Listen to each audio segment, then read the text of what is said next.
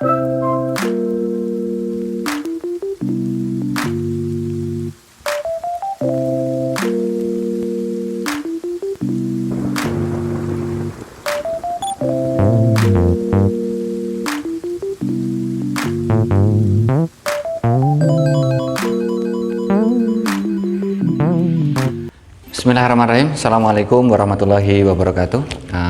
Berjumpa lagi dengan saya, Pak Didin. Anak-anak, bagaimana keadaannya? Sehat ya? Kita berdoa semoga kita selalu diberikan kesehatan dan keselamatan oleh Allah Subhanahu wa Ta'ala. Baik, alhamdulillah pada kali ini kita bertemu lagi di materi kita, yaitu bahasa Arab. Tapi sebelumnya, sebelum saya menyampaikan judul baru kita yang kedua, tentunya di sini Pak Didin akan memberikan beberapa evaluasi kaitannya tentang tugas yang sudah kami berikan kepada anak-anak. Yang pertama adalah evaluasi yang pertama adalah ketika anak-anak mengumpulkan tugas, tolong pertama anak-anak berikan nama ya, nama plus kelasnya sehingga nanti tidak tertukar ketika Pak Didin merekap nilainya. Yang kedua yaitu tugasnya tolong dikirimkan secara pribadi kepada Pak Didin ya, jangan di grup. Kalau di grup kemarin saya mengakses agak kesulitan karena bercampur dengan tugas-tugas yang lainnya, tugas tematik, tugas ini dan lain sebagainya. Maka dari itu untuk kedepannya dari mulai judul yang kedua ini, kalau nanti ada tugas dari Pak Didin, silahkan nanti dikirimkan tugas tersebut secara pribadi ya, melalui WA pribadi saja, tidak usah di grup. Karena nanti kalau di grup Pak Didin agak kesulitan nanti untuk mengakses atau untuk merekap nilai yang sudah anak-anak kirimkan melalui tugas tersebut.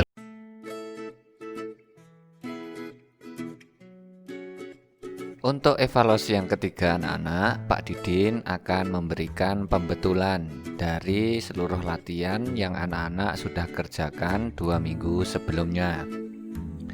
Yang pertama, latihan 3 halaman 7. Nomor 1, Yaqra'u Salmanu al-Kitaba. Salman sedang membaca buku. Yang kedua, Taktubu Fatimatu ar-Risalata. Fatimah sedang menulis surat. 3, Yashrobu Shadiqu al-Qahwata. Shadiq sedang minum kopi. Yang keempat, Tahmilu Aisyatu al-Mahfadota. Aisyah sedang membawa tas.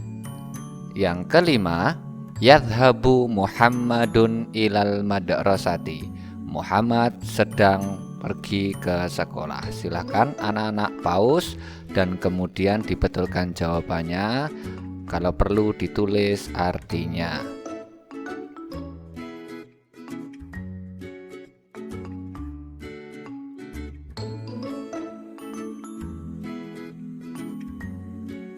Selanjutnya latihan 5 halaman 8. Nomor 1, jawabannya B, yusolli, dia sedang sholat.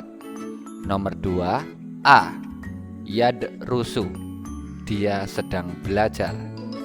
3, A, isma, dengarlah. 4, B, al-futuro, sarapan. 5, Jim, iftah, bukalah. Itu anak-anak latihan 5 halaman 8. Silahkan di pause.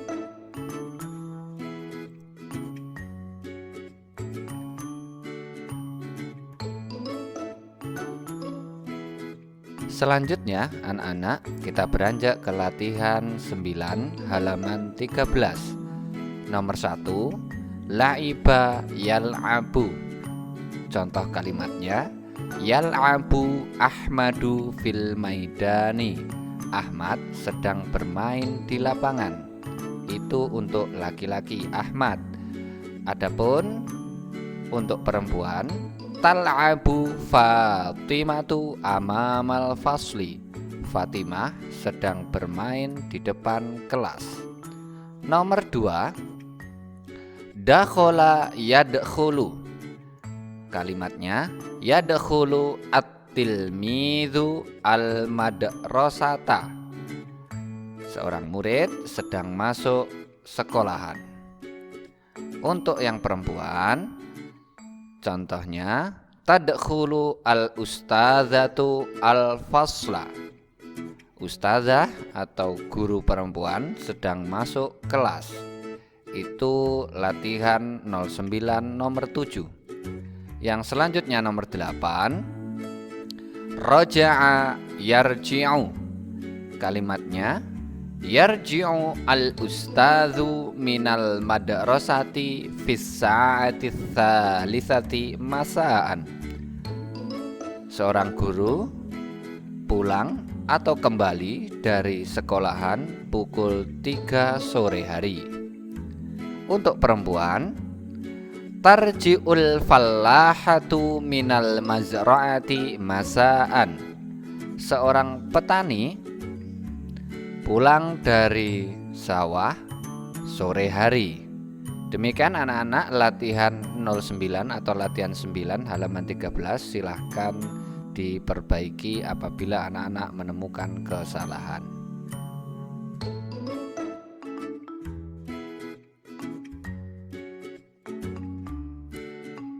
Kita beranjak kepada latihan 10 halaman 13. Di sini anak-anak diminta untuk memberikan harokat pada tulisan Arab yang tertera pada buku.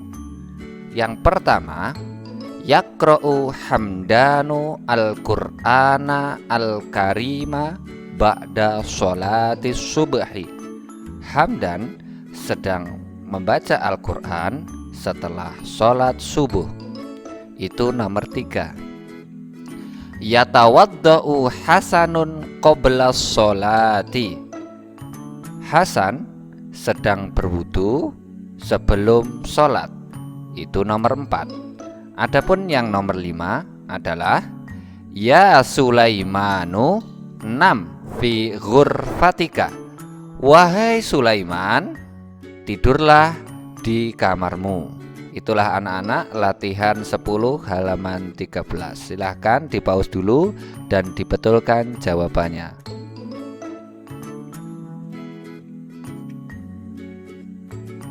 Adapun latihan yang terakhir, yaitu latihan 11 halaman 14, anak-anak kami minta untuk mengerjakan hanya 2 nomor. Yang pertama nomor 4 dan nomor 5.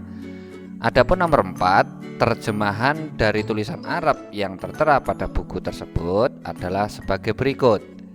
Hakim sedang menonton atau menyaksikan televisi. Itu untuk nomor 4. Adapun untuk nomor 5, Zakiyah sedang membantu ibunya di dapur. Itu anak-anak silahkan di-pause dulu dan dibetulkan jawabannya. Terima kasih.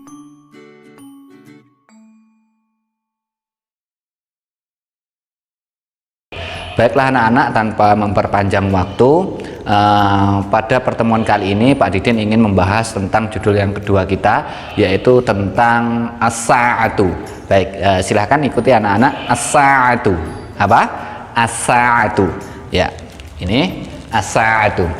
As-sa'atu di sini artinya jam, ya. Pada judul kedua ini kita akan membahas kaitannya tentang jam.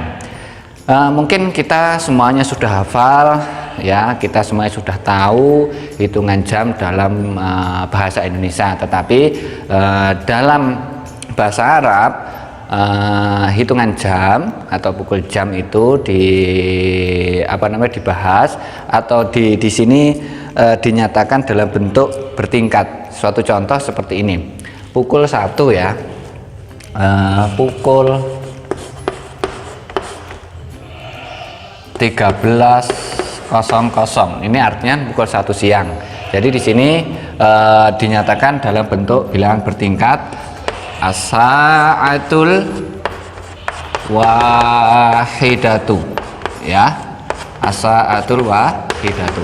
Ini artinya pukul 1 sampai seterusnya pukul 2 as-sa'atul tsaniyatu, pukul 3 as-sa'atul tsalisatu, pukul 4 as-sa'atul rabi'atu, pukul 5 as-sa'atul khamisatu, sampai pukul 12 as-sa'atul ats-tsaniyata asyrata. Nah, karena pada pembahasan kali ini kita berbicara tentang jam dan untuk memahami atau untuk memahami materi ini dimungkinkan dulu anak-anak harus menghafal materi-materi ini, yaitu tentang materi jam dari pukul 1 sampai pukul 12. Maka anak-anak nanti kami beri tanggung jawab atau tugasnya nanti di akhir, yaitu adalah menghafal jam-jam tersebut yang ada di buku halaman 22 ya. Di tata bahasa itu silakan anak-anak hafal dari pukul 1 sampai pukul 12. Itu dulu anak-anak hafal. Kemudian kalau sudah hafal, nanti Pak Didin akan menerangkan lebih lanjut kaitannya tentang waktu juga, karena tidak mungkin dalam keseharian kita itu waktu itu sama terus, tepat terus, tidak, pasti ada kurang lebihnya ya. Nah, dalam bahasa Arab, bahasanya itu dalam bahasa Arab ada kurang lebihnya, itu ada tata caranya sendiri dalam pengaplikasiannya, mohon maaf ya, pengaplikasiannya. Jadi contoh dalam bahasa Arabnya seperti ini ya. Wa ini artinya lebih ya. Kalau illa ini artinya kurang ya.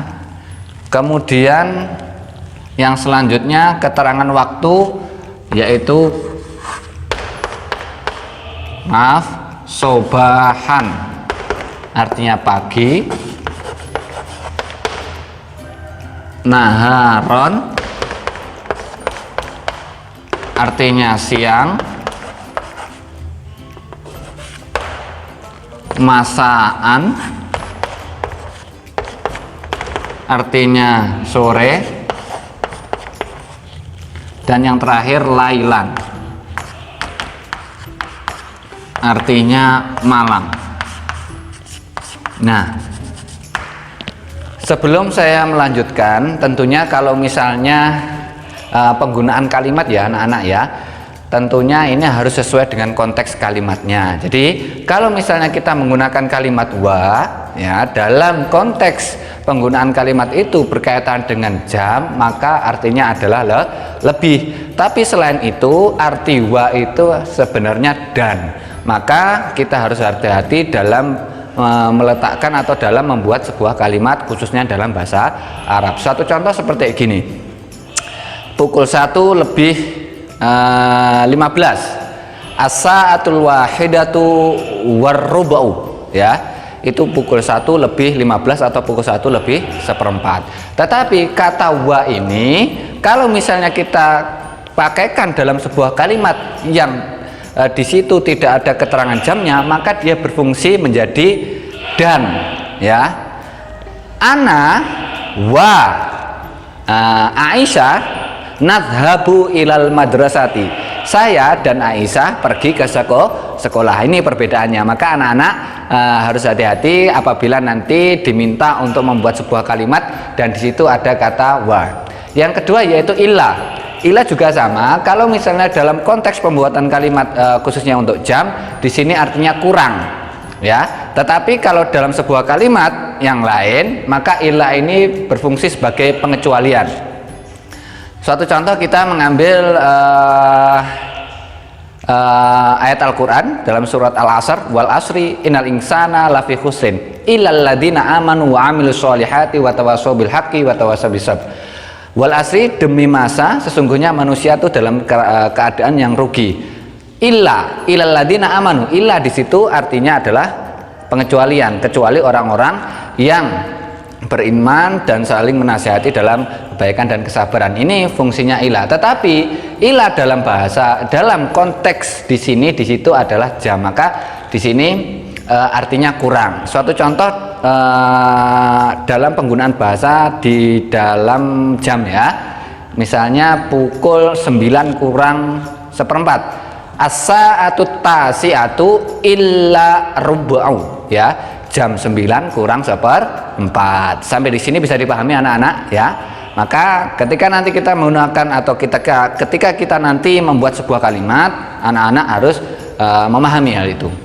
Selanjutnya setelah itu yaitu ada wa, ila, sobahan, naharon, masaan, lailan. Nah, ini yang selanjutnya adalah nisfun artinya setengah,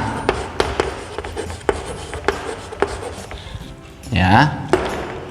Dan rubu'un ini artinya seperempat.